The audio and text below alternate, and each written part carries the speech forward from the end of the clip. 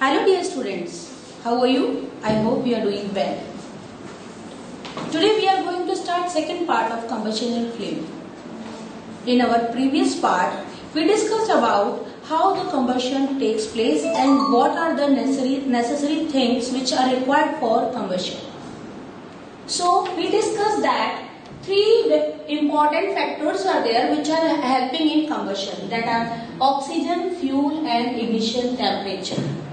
Today, in the beginning, we will discuss about how to put off the fire. In previous video, I said that to combustion take place, three factors are important. So today, let us discuss about how to put out the fire. In this, you just remember three factors: oxygen, fuel and ignition temperature. All three are required for the combustion to take place. So to put out fire, you have to remove one of them, any one.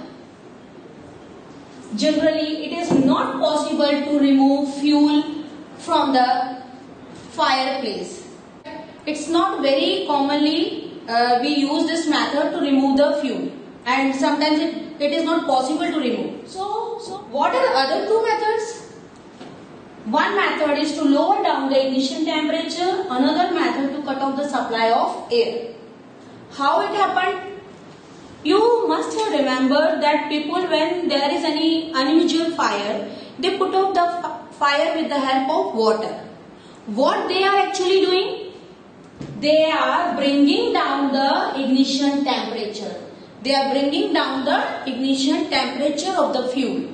Suppose wood is burning, and when you will put water, it will get wet and the ignition temperature of wood will come to lower level as it required to get ignite. So that is one way, by putting the water. But it's not possible that fire of electricity and the petroleum can be put off with the water. It can be dangerous, and there are many other reasons. When you are putting off the fire of kerosene with water, definitely petroleum will form the layer over the water, because the density of water is higher than this kerosene and petroleum. So they will float over the water, and it's very difficult to turn off that fire. Again, when you are putting water on electrical fire, the fire caused by the short circuit, it is dangerous because water is a good conductor of electricity. It can cause big damage and big harm to you. So it's not very suitable methods to remove the fire with the water of electricity and this fuel, petroleum and all that. So what is another method which we can use? We can take that another method by cutting off the supply of air. How we can do that? Children, you must have heard about that fire extinguisher. What is present in the fire extinguisher? Carbonate, salt and acid. When you are pressing the knob, the carbonate salt mix with acid and produce carbon dioxide. What actually is the role of carbon dioxide? Carbon dioxide is heavier than oxygen. So, if oxygen is present near the fire, carbon dioxide form the layer below it and cover the fire area and cut off the supply of oxygen. This will help you to turn off the fire from the place, and this is the best method which can be used for electrical fire also, and also for the petroleum place. Sand is also one of the way. You must have seen people put the blanket. So if someone caught into the fire, they put the blanket. Why? Again they cut off the supply of air. This is the best methods to turn off the fire, unusual fire. Here we completed that how we can control the unusual fire. Another thing that we have to discuss in this chapter is type of combustion.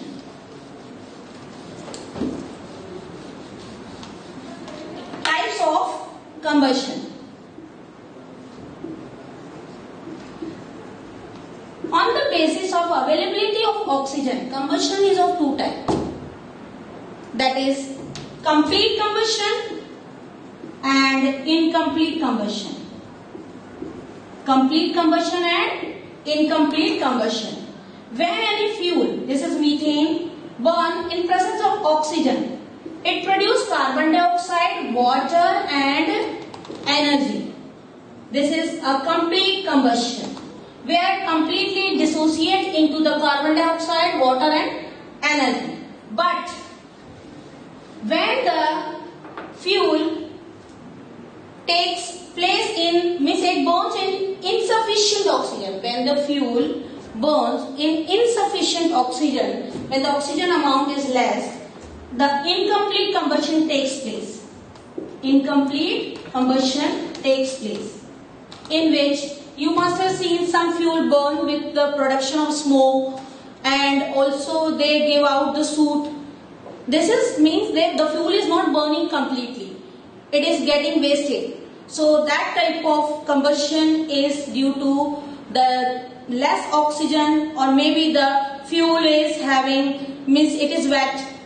So on the basis of oxygen we discussed.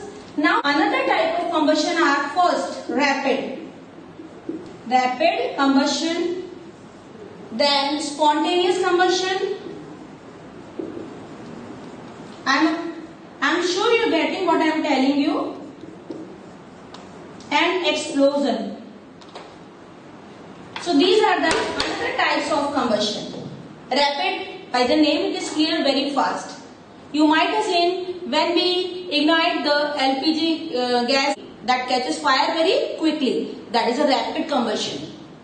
And also you have seen matchstick. The tip of that matchstick starts, means it ignite very fast.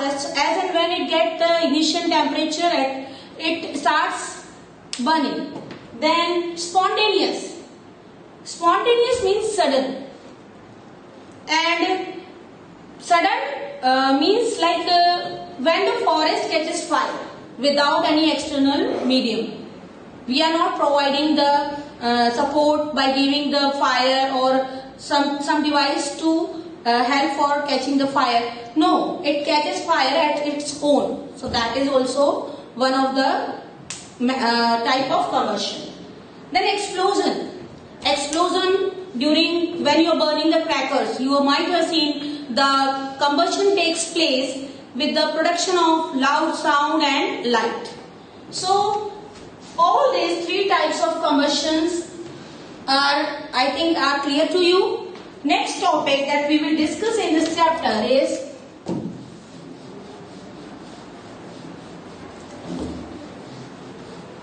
structure of flame.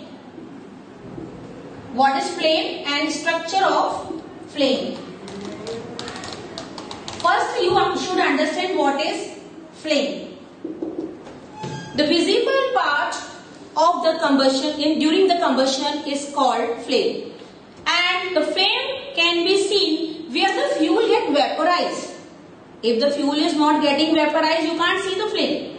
They get vaporized and produce flame. And some fuels, they do not get vaporized, so we can't see, like coal and charcoal. They are not producing vapor, we can't see the flame as we can see in the candle. The wax get vaporized and it can be seen that it is burning in the form of flame. So flame has three zones. Basically it has three zones.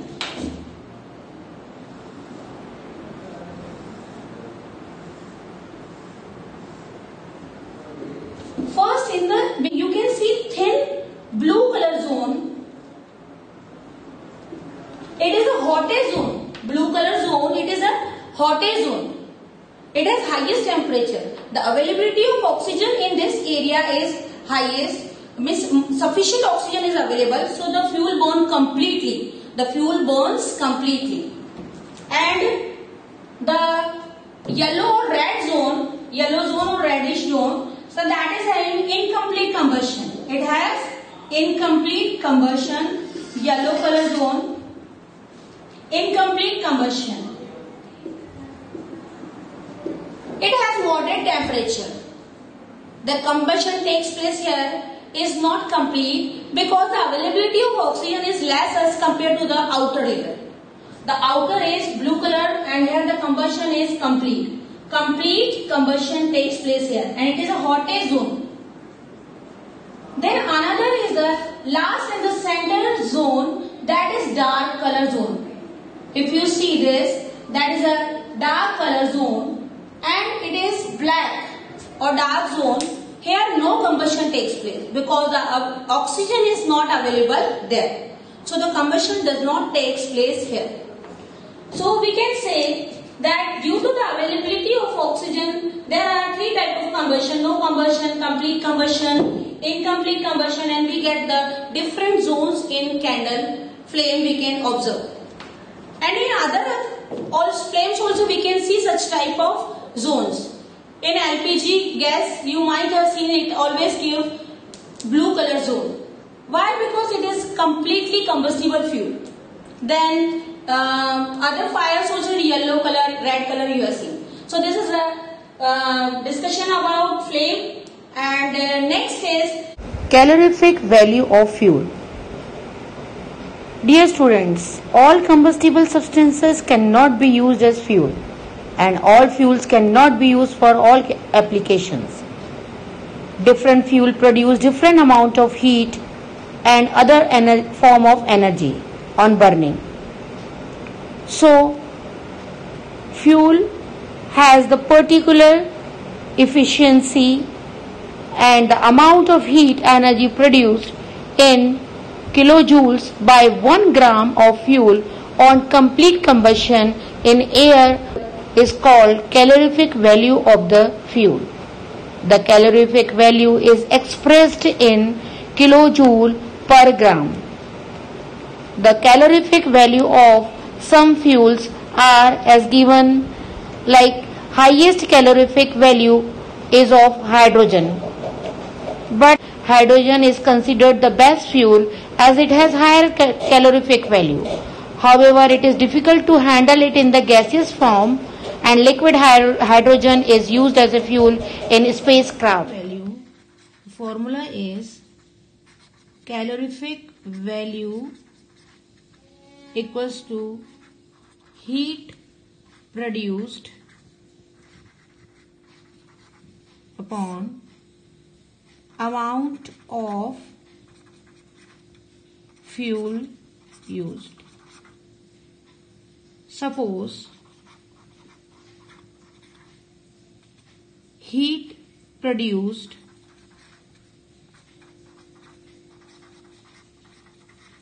is 4,80,000 kilojoule and fuel used is 4.5 kilogram. What will be the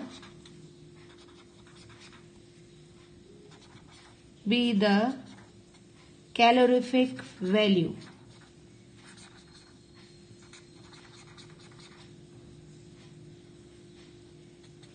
Let us take the values given.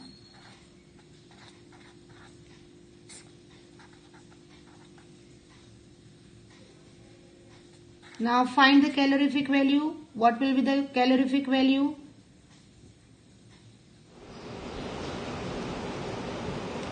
It is 106,666.67 kilojoule by kilogram per kilogram. I am sure you might got the same value, calorific value for the fuel which we calculated as an example. And that is the last topic of the chapter. What are the qualities of good fuel?